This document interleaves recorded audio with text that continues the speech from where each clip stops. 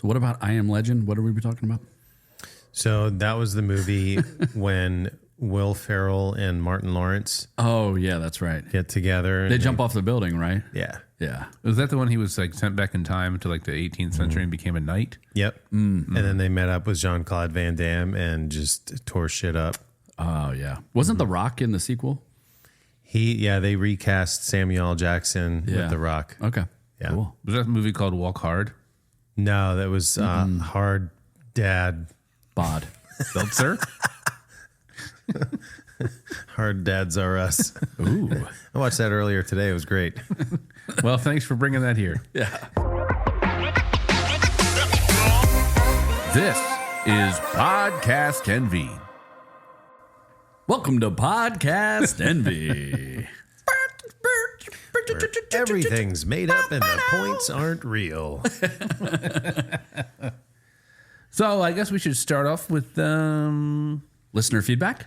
no. We have no listener feedback? We have listener feedback, but I was going to save it for our Not exciting, but true. Not true. interview. But It's exciting. a good. I've determined it's a good intro for our interview shows. Can you just give us one? Yeah, come on. Give us one, please. We've already waited so long to get to this point. I just want Come on, just give me the one tip. feedback. Just give me the tip. You are doing a great job on the podcast, Tim. That's the feedback. Who said that? Yeah. Bill from Phoenix, Arizona. Oh, thanks, Bill. That's so nice of you. We love you, Bill. It's nice to have such a transcontinental reach. You know, I got a separate note from Bill. Okay. He said, fuck you, and read one of the emails we got. That doesn't sound like Bill to me. Not the Bill I know. I don't know. If he likes me, then he might have said that. Bill and I have had a few exchanges. That doesn't sound like the Bill I know. Okay. All right. Well, let's do a recap. So what's been going on? So we've played a couple shows. Our most recent one was at Heritage Brewing. That was on a very hot Friday night. It was. That was a fun show, though. That was fun. Yeah. We captured the attention of those that were already there. Yep. And then we had some very special guests to come out and hang out with us. Yep. There were good. What about maybe a dozen people that were hanging out for a bit on top of those that were already there. And we played Pick a Number, and it was a first Friday. it was a first Friday. Yeah. Oh, yeah. So there was a lot going on that night. And I started doing that with some of the solo gigs where I'm just like I can keep playing, these songs in different varieties. But I'm like, why don't I give some of that power, to the listeners? I've got the power. And just pick a number. I already know 45 songs. Pick Right. 1 through 45. Now, we collectively know more than that. Yeah. As a band, we've got, 80 or close to 90 songs, I think. Yep. That we don't suck at is what you That tell we people. don't suck at. Yep. And then we had to throw in a curveball. I think we did 3 a.m. That was one that we brought Yep. back, and Yep. that song actually felt pretty good. That was cool to bring back. Yeah. Maybe we add that one back. But no, that was a fun show. It's a little toasty, and then we toasty find out out at the end that their air conditioning went out halfway Yeah. through, or partway through. So that's why it was so hot inside. It all makes sense. I mean, I could have told them that, but Yeah. anyway. Yes. Then we also had Makers Union. That was, a week before that, Yep. I think. Yeah. We did. And that one's always a fun spot. I feel like the late crowd always knows that we're there. So there's always people there, right? Just kind of hanging out. And then there's usually, I don't know, maybe 10 people, a dozen people that come out and see us. And then there's the late crowd that's like at around 10 o'clock. Yep. That's when everybody starts piling in because they know that we're there. Yep. And then there's 30 plus people in there just hanging out, slinging drinks and Yeah. requesting songs. So that's always a good energy spot too. And they redecorated their place to be like that beach bar kind of thing. It was, yeah. Which is cool. Yeah. Yeah. Well, Jimmy Buffett theme, right? Wasn't it Yeah, it Margaritaville was. or It was something? Makers Unionville. There you go. That's right. I forgot about that. I didn't even notice. Yep. Jeez. You didn't notice the big flamingo, the inflatable flamingo I that did we had to notice move? that. It was as a thing that gets in the way, not as a. That was thing, looking over your theme. shoulder the whole time like, you're doing it wrong. The beak was punched in. I knew that. Okay. It came from bacon. Stop looking at me, Swan. Something else too that's noteworthy. We've added a couple more songs to our set list. We have. I Will Survive. Yeah. Are we doing the cake version or are we doing the? It's cake. It's kind of a blend, Okay. I think, of the OG and the cake. I think just because I like the cake version just because of the delivery. So I try to throw that in there, and then I get a little fancy with it at the end lyrically and, with the vocals. Yeah. I think it's coming together. I mean, I think it has come and you together. get people's reactions. Yeah. Like at Heritage, I saw people were singing along. Yeah. And dancing grooving. around, they're doing the head thing, I will survive. Don't you come The right finger here no wag. more. Yeah, exactly.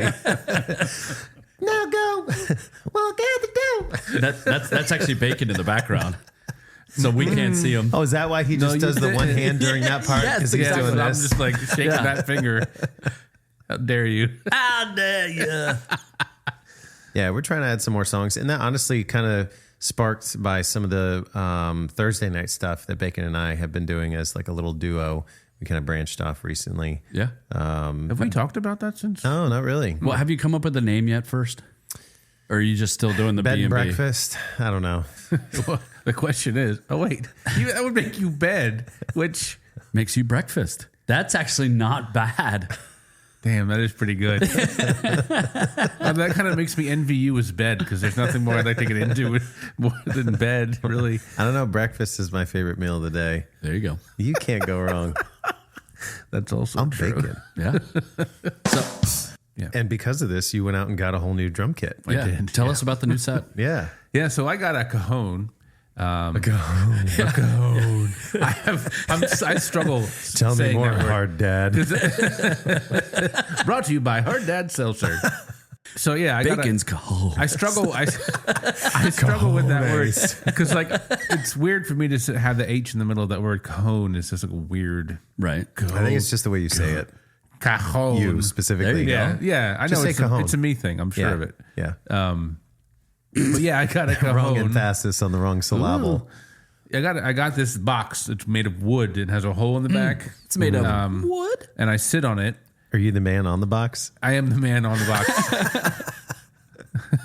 Good house. James pulled there. Yeah. Actually, I think it's more like wah wah. Anyway. I thought you guys would laugh at that. Okay. No, I got it. It was a Brian joke. We're treating was. you like you treated me. Exactly. That's fucked up, man. It's come full circle. Anyway, ahead. so yeah, So you got I the got a cajon. I got the cajon, and I've got a bass pedal that beats it with my. So I use it. Damn it! I got to do better explaining. So I got a cajon, and I got a bass drum pedal, a hi hat stand with some minor hi hats. They're 13-inch smaller than average. So it's like a drum set. kit. Yeah, so it's like a drum kit. and it has like a hand cajon, which is like a snare. Okay. Attached to it, and also this like pad that came with it, but like no instructions, and like you assume it goes over top of the hand cajon, which is the snare, but it doesn't fit exactly over top of You know, I just realized I think you're supposed to put it on your head. Oh, so it's And like, go, it's a yarmulke. Yeah, it's like this rubber frisbee yarmulke, and that's what you do. It's part of the whole. It's the cowbell. It's the cajon getup. It's Yeah. My Sharona. It's so they know you're in the band. Yeah.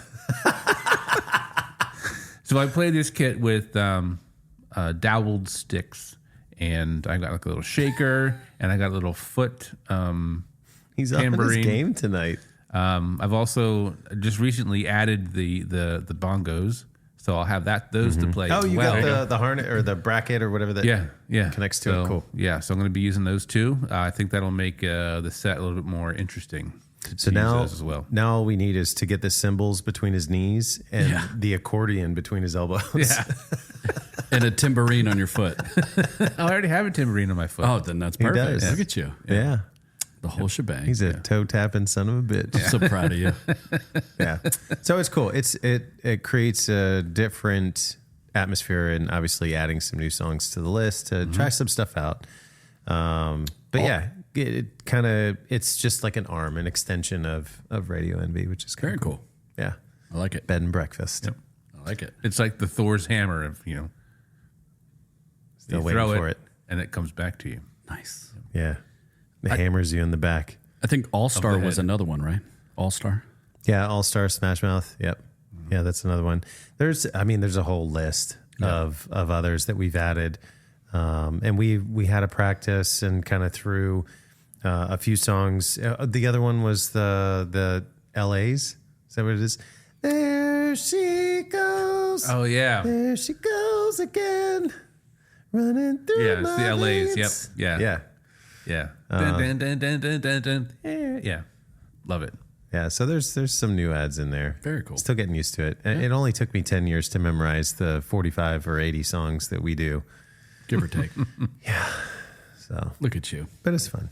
So, do you have something to tell us about Big Buns, Brian? Well, I can't lie. Yeah. I do like Big Buns. Yeah, so we ran the Rev Media Artist Sessions at Skidoo's for as long as we could.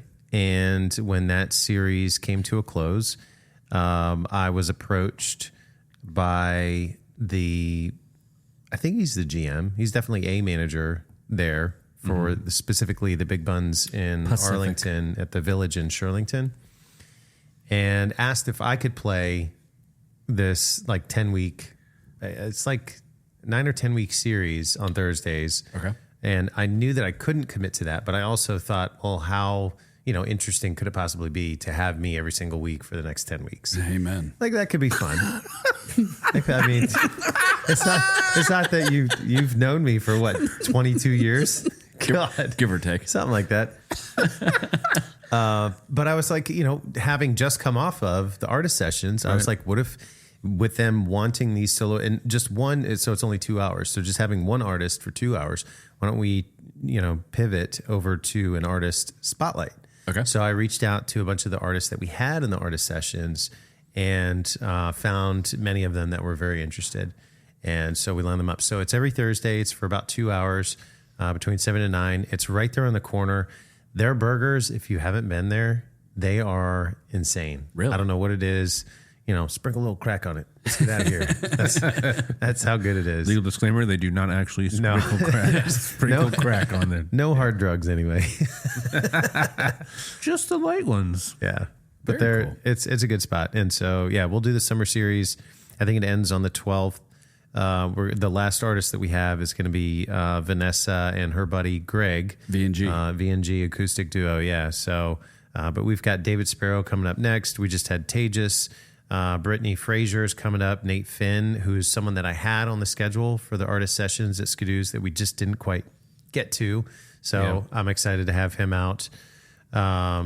We just had Justin Swade as well. So yeah, a lot of phenomenal local artists coming through there. So is this really on Thursdays? Thursdays, 7 to 9. It's specifically the one at the Village in Shirlington. It's 40, you'll like this, 4251 Campbell Avenue. Oh. Yeah. They named it after me. Yeah, Timothy. Present. Okay. And I hear, Brian, you're getting a little emotional over there. Do you have an EP coming out? Are you working on something like that? Tim. Yeah. Why do you ask me these personal questions? Oh, boy. He's going into his dark cloud. I think you misheard him. I think he said he has a DP coming. God. Deep. Personal. You're like, all I can think about is penetrate right now. Penetration. How do you like your massages? DPs. Penetrating. Personal. Ooh. Yeah, I've really missed The little things. I've missed the Hey, little that's things not for nice. Sure. Enough that I wrote a song about it. Yeah. I miss Timmy's little things. No, it didn't work as The well. way he'd look at me. That was good. Anywho, hope you cut that too. All right, back to what I was talking about. Well, to try to make a long story short, as it is, when I started the album that I went into the studio for back in 2021, Right. Or I think it might have been end of 2020. I don't know. It was like a year and a half. After COVID? Yeah, it was after COVID. Okay. This was after we did Everything and All. Had such an awesome experience. Great song, by the way. And I have over 100 songs, probably 150 songs that are done, but they're all over the place. Some's country, some's alternative, some's more R&B, some's more emo. Okay. So anyway, I started in 2021 working on this album. We hit recording Red and Gold, and I was like, okay, that song resonated so hard with me, like a seltzer, that I thought this would be a good point to kind of make a right turn and maybe record some of these other songs as more of a singer-songwriter album. Okay. So I had already recorded stuff, or had started recording stuff like Oh Brother, My Newfound Friend, and some of the other originals that we play live. Sure. And just never finished them. So they just kind of sat there. So, took that right turn, did the Come and Go album, came out with it, but I still wanted more. So started doing the 20 weeks of original songs. People picked Honey Love, and I picked Oh Brother. So that was cool. Got to go back in the studio and do the Oh Brother song, finally finish that project, which was really cool. And I've got a personal story on that one, we can tap into in a minute if you want. Okay. We can always come back to that. But then I thought, with some of the songs that we had already recorded, that it'd be cool to get back in the studio and maybe not. I don't have the money yet to like go back and finish that project, but maybe I could do a smaller one. And so, so I reached out to 38 North in Falls Church, specifically Buddy Spear, who's one of the managing partners there. He's also a phenomenal producer, guitarist. He really is a wizard. He does everything. And asked him if he had some time to do an EP, and I threw him some of the ideas. And he was like, hell yeah, this is totally in my wheelhouse. Because Buddy used to be in a band in the late 90s, early 2000s, and that style of music was totally his vibe. Okay. Jimmy Eat World, Taking Back Sunday, like all those, kinds of rock, emo type bands. So this is a perfect project for him, and it truly has proven to be true. We have been in the studio the last 3 days. This was day 3. So primarily what you do, at least the way that we've been building these songs, is you start with a scratch track, and then you go back and you build drums, and then you go from drums to the like rhythm section. You'll do rhythm guitars, and then you might do bass guitar, and then you start doing this stuff on top. And one of the last things that you do is vocals, because you don't really know exactly how the song is going to take shape until you get there. And what that ends up doing is creating such an energy around the song that when you do track the vocals, more or less where you need to be with the energy when you come in there. So we just did day 3. We didn't get to all the vocals that we had planned to get to, just because these songs really, you kind of take for granted what you listen to on the radio or on an album. Now that we've gotten past the 8-track, sure. Where there are options to sit there and track and retrack so many different layers digitally.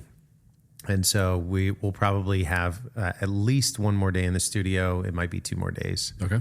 But yeah, Sean Russell engineering over there. We had 2 different drummers, Andy Hamburger and Brandon Brazil, who recently, or not recently, I don't know for sure exactly when that relationship started, but this guy, Jack Kays, he's got like 250,000 followers on Instagram. He's kind of like this 18, 19-year-old like punk rock kind of guy. Brandon is his drummer. And so he came in for a session. Sean, the engineer, recognized, that potential, kind of, just kept his contact info, shared it with Buddy. Buddy, when I told him about this project, he was like, not only is this in my wheelhouse, but I already have a drummer that would be perfect for this project. Like that style of music, he's already in it. Young guy. And went in the studio, and he just absolutely blew me away. It was really cool. And so it's fun to be in there. I love that space. I love the energy in that room. Okay. So yeah. What songs are on this EP coming up? So we got 3 songs. We got Your Eyes, which funny enough, it's not Peter Gabriel. Oh. It's not Beautiful Eyes. Oh. It's an original song that I wrote probably about eyes. About eyes, eyeballs. Yeah. Actually, it's funny. The words Your Eyes are only in the song once, but there's multiple choruses, but I didn't know what else to call it. It's more of like a story, the way the song's written. Okay. But there's a lot of repeatable stuff. So we got that one. Highs and Lows, which I know you remember when I first wrote that song. Yep. I think we only played that maybe once or twice when we were kind of in that workshopping, playing originals live kind of thing. And then the third one is Resist You, which is one of the ones that you love. One of Bacon's faves. Live. Yeah. Yes. So I don't have anything that I wish I could share. Actually, you know what? That's not true. I do have something I can share if you want to hear something completely unmixed. Well, it's up to you. Very raw. You're the one that's putting it out there. Yeah, I can. I'm all about it. We're on the let's do fly. I got it right here. I think the hard thing about playing some of these songs live though is you need the right audience for it. So I think that's what we kind of run into a lot when we try to play stuff that's not your party style, dance style, sing along style songs. That a lot of times I feel like people take some of those slower ballads or emo songs and use them as Go to your Bluetooth. bathroom songs. Right? Yeah. No bathroom songs. Yeah. Which one do you want me to pick? VSC? It should be Rodecaster Pro. Yep. Got it. So, mind you, we revisited this song today and spent about 4 hours tracking like 4 additional layers of guitars. So I don't have that version, but yeah. And I don't remember what was saved on this, but Sean has him being at the control panel has a tendency for capturing things that I say out of context, isolating them, kind of like what you do, Bacon. I don't think that's something I do. And then reconfiguring where it's phrased so that it then becomes like a blackmail kind of thing. Oh, yeah, I do that. Yeah. Yeah, That sounds totally. right. Yeah. Yeah. Mhm. I like that. All right, let's see. I'm connected. I'm going to turn the volume all the way up. Let's see what we got.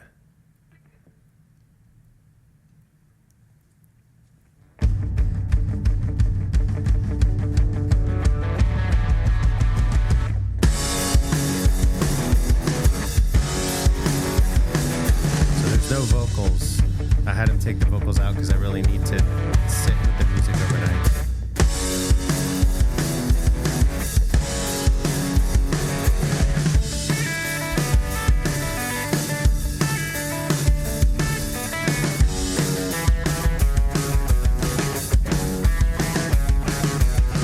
But you kind of get a sense for it, right? Yeah.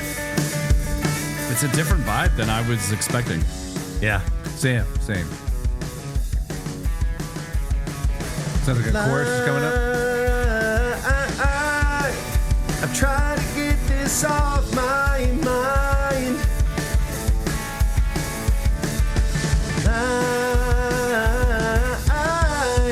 I can't seem to leave these feelings behind. So vocally, this was an exercise. Yeah. Because... Yeah, did you have to change a little bit? Because it's not really like a ballad anymore. No. This is like I feel like a little punky. Yeah, I was going to say, like Yeah. blinky. It sounds a little blinky. It's a little punky. Yep. So what Yeah. what did you have to change with the vocals? So I sang it kind of straight through, as we, sometimes we'll just kind of sing these songs. And I sang it through, and we agreed that like it was okay, but we could get more into character. And so we ended up actually chopping up the song vocally into segments, because there are some moments that are really close to the microphone, and then some moments where I needed to get loud and kind of screamo. Okay. Not traditional screamo. Yeah. When I was a young boy. Yeah. But think about it. Like, even just the accent that you just kind of applied to that. When I was a young boy. So you have to like put yourself into that character. And that was really hard for me, because I'm used to fly me to the moon. All right. I'm used to doing like R&B and like all the fun, poppy, flowy. but yeah. It flows. Yep. So this was really Fighters. exactly. Really challenging to get into. Do you want to hear part of one more? Sure. So this is one that we don't play, so it might be super unfamiliar, but I think he actually did throw... Do you have vocals on this one, or no, are we just none of these have vocals. I know, I'm sorry. I'm happy to sing it. Okay. We're happy to hear you. But I did that intentionally because I really needed to get away from the scratch vocals when I listened to it overnight. And then I came up with laundry lists of notes for each one of like, here's where I want to do doubles. Here's where I want the copperphone microphone. Ooh, okay. Here's where I want to do like reverb, echoey stuff. And so I really needed to like strip all the scratch pre-programmed stuff to really come up with something fresh. Okay. So, all right, you got the volume up on that? Yeah. All right. Does this one have to do with your eyes? A little bit. Okay. Tree fitty. Crank it up. So we haven't done vocals on this one at all, except for scratch. So I haven't gotten into my character yet, but I'll sing part of it. The look in your eyes is telling me, please come over. Well, I can't deny you beckon me without saying one word. What have you done to me? I can't control myself. Baby, I just can't believe that you're right here in front of me. But I can't take you home. But if I fell in love. And then it goes in the second verse. That was good. It's pretty fun. That's going to mix nicely. Oh, it's going to be amazing. Yeah. This segment is brought to you by Music is the Future. That's right. It's not today, it's tomorrow. That's right. Yeah, you know what? The next one should be new music coming soon, TM. Yeah, right? Yeah, exactly. That's right. So speaking of emo music and, kind of getting into that realm, Bacon, didn't you read an article recently about indie music that kind of takes us back to the early 2000s? Yeah. All right. So think about 2004. Okay. That's the time we're thinking about. Was there a TV show that you were watching? That's 20 years ago. Yeah, I know. We're going back 20 years. 20 years. Okay. Sorry. Okay. I was late on that. Yeah, I mean, I think there was a lot of, especially... Think of a TV show in 2004 that what?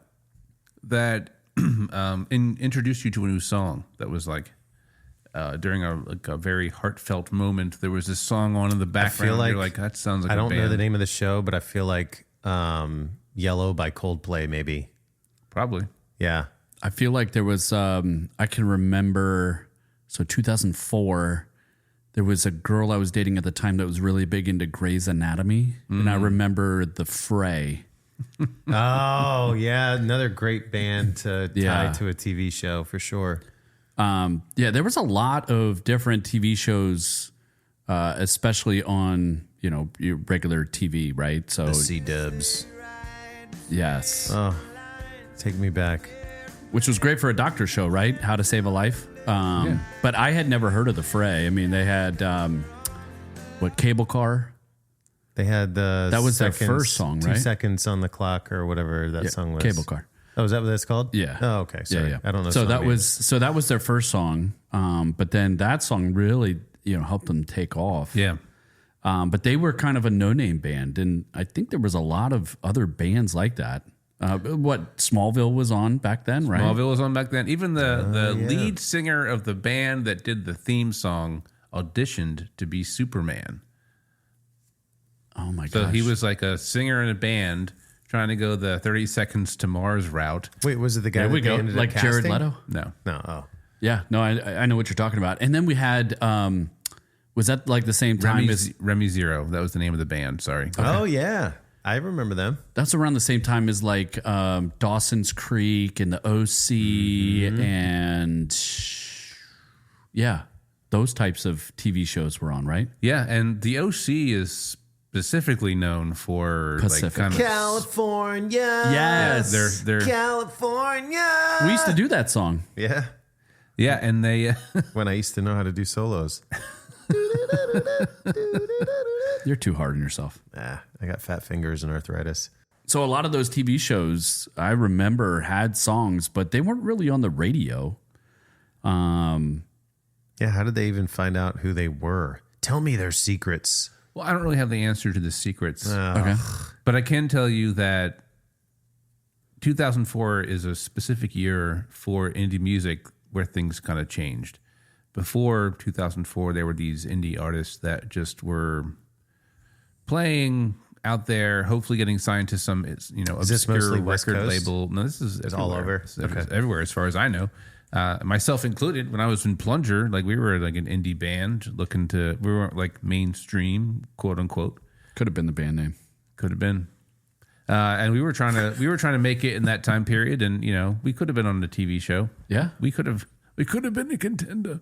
No, but like, yeah, during that time, 2004 and on, especially, like TV shows like The OC, How I Met Your Mother. Oh yeah, movies like 500 Days of Summer, Garden State, Juno. That's another good one. Garden State was a big one for me. Huge one for me. Yeah, well, Zach Braff was big. Scrubs was another TV show that was big with music. Yep. He apparently picked all of those songs for the album. I remember reading that somewhere. And it was like I don't know if that's entirely true. It was the last soundtrack, as far as I know. I could be wrong about this, but as far as I know, that had like indie music that introduced the world to the music. Yeah. And they got a Grammy for that. See, that whole album is priceless. You know what makes it so priceless? What's up? Yeah, right. Oh, that was a bit early. New Slang by the Shins. Oh, okay. I'm one of those people that gold teeth and a curse for this town. They say that but Natalie Portman in that movie said, hand the headphones to Zach Braff. I was like, this will change your life. Gold teeth and a curse for this town. We're all in my mouth. Only I don't know how. It's a great song. And truly, for me, it changed my life. I got really into indie music around that time. Was this also the album the soundtrack that had Such Great Heights before it got picked up by Postal Service? Ooh, that's a good question. I feel like it might be.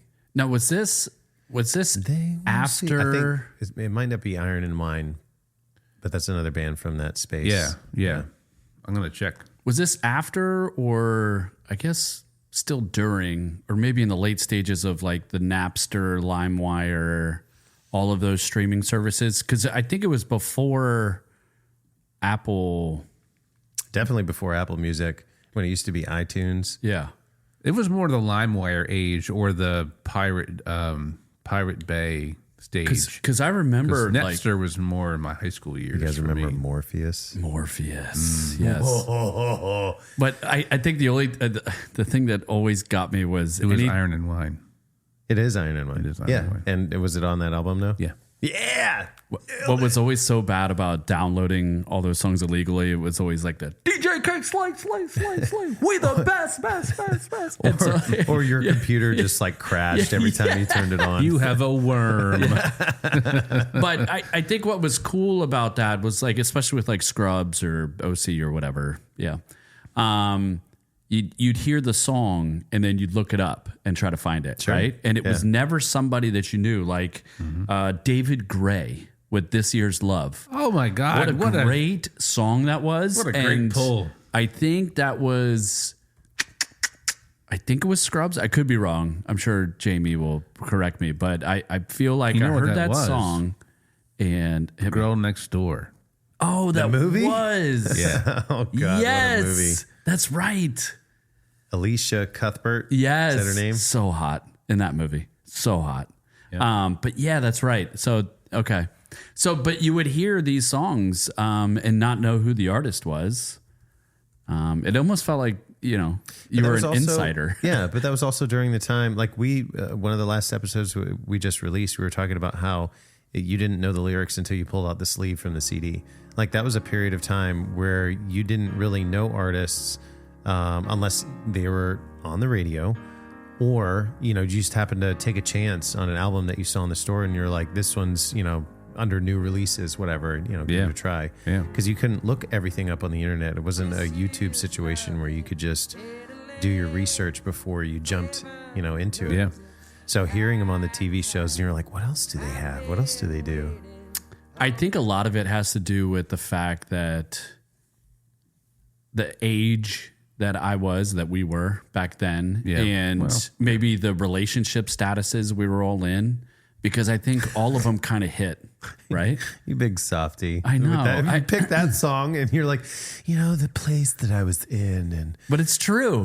Oh, whatever. Like you were never in love. Get out of here. You were never in love? I can speak to that, actually. Thank you, Bacon. Yeah, tell me. Was I in love? All right, can we turn his mic off and we'll just talk about this? What? Well, so anyway. I'm Bacon. So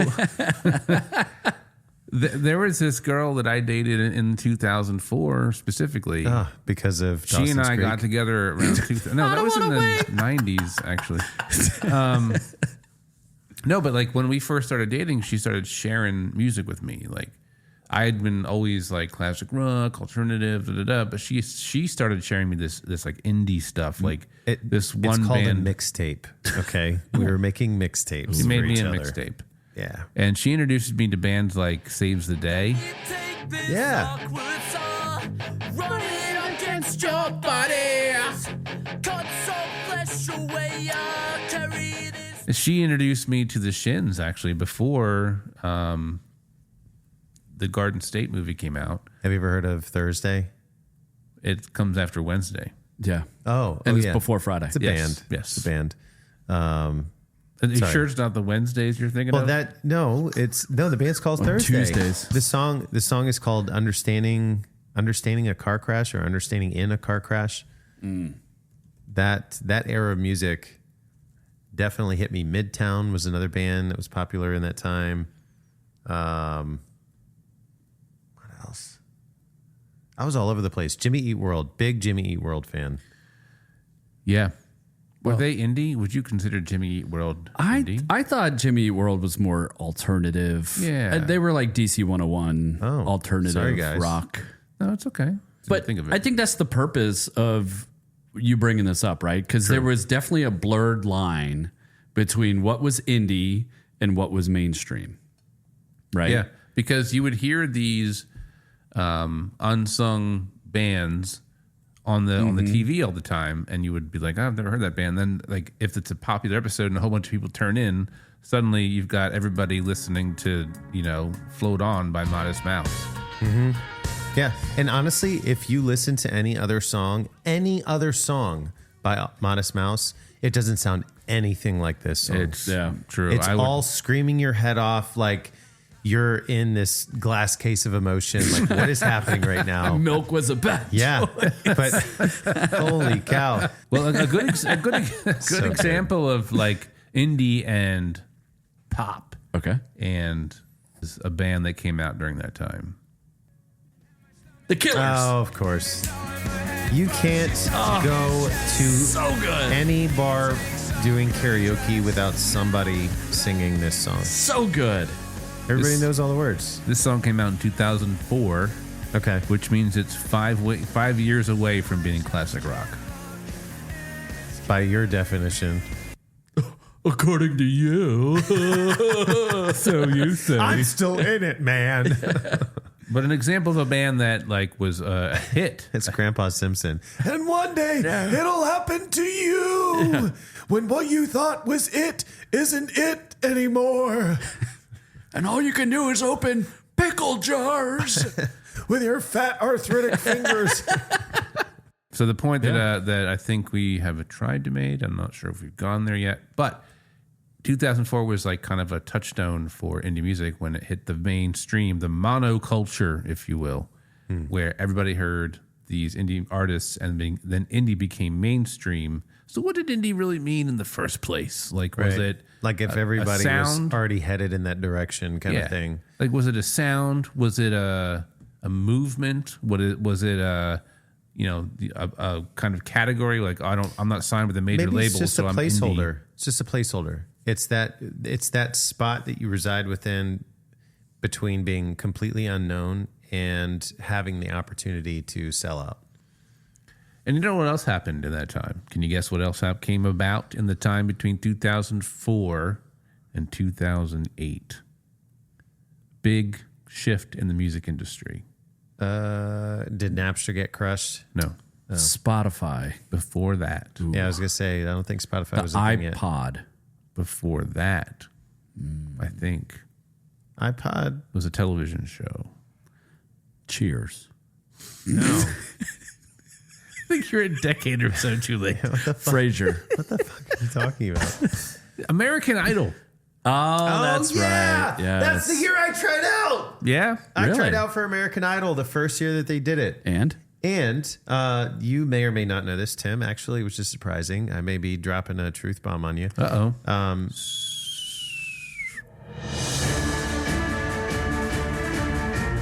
Breaking news. Not the explosion I was expecting, but I'll take it. So That's what she said. I waited in line for that year of American Idol with Stephen Wells, Okay.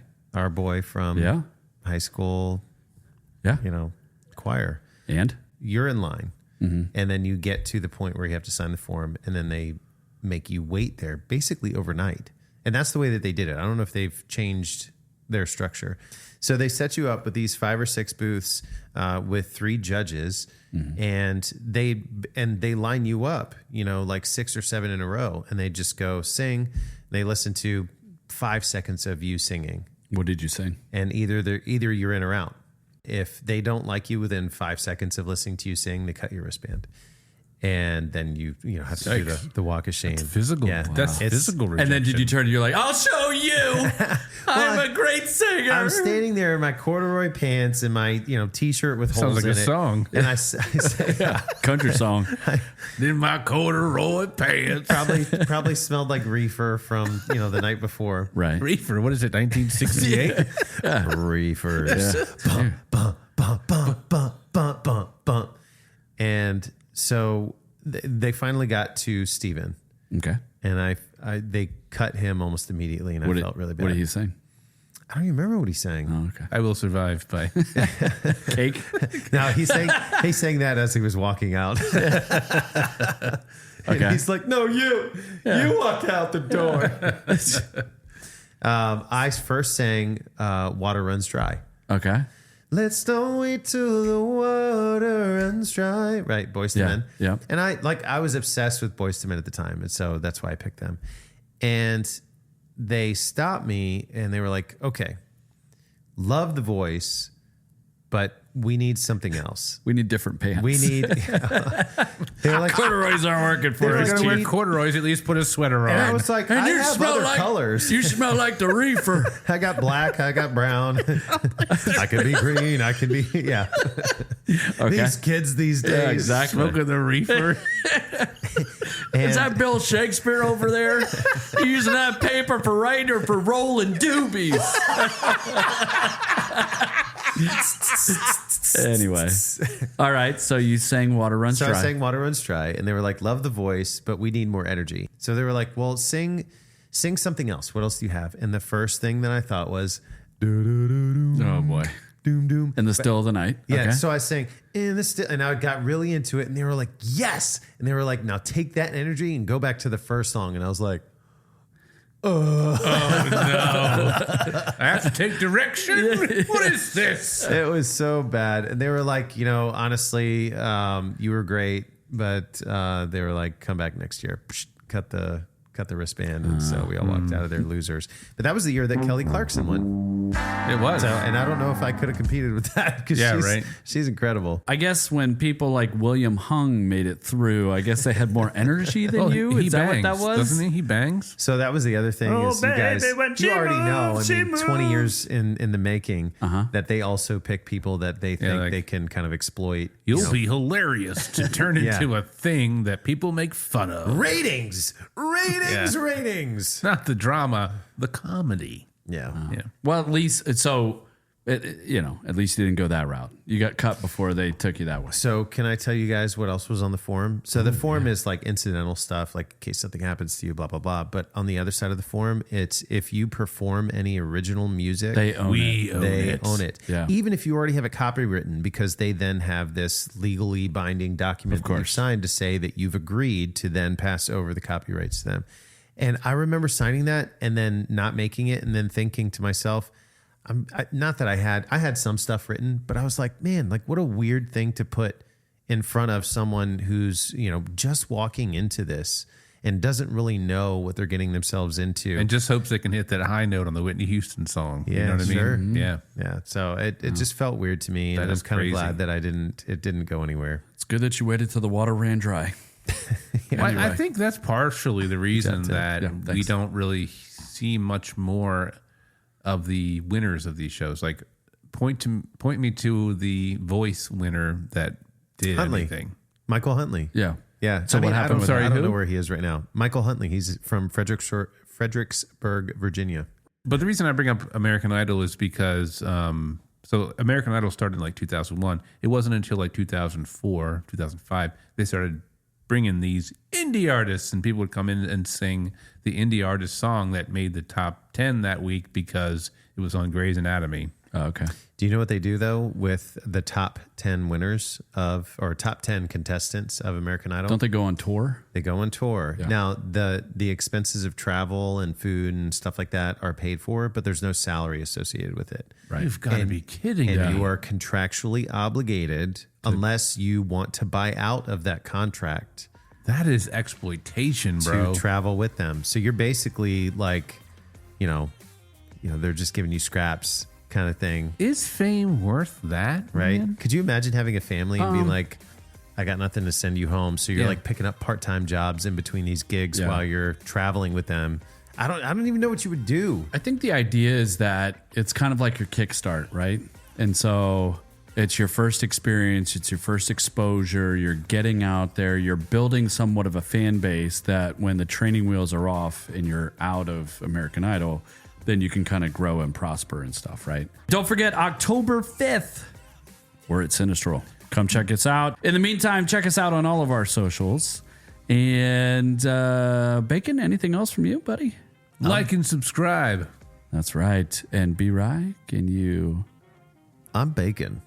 sing a song?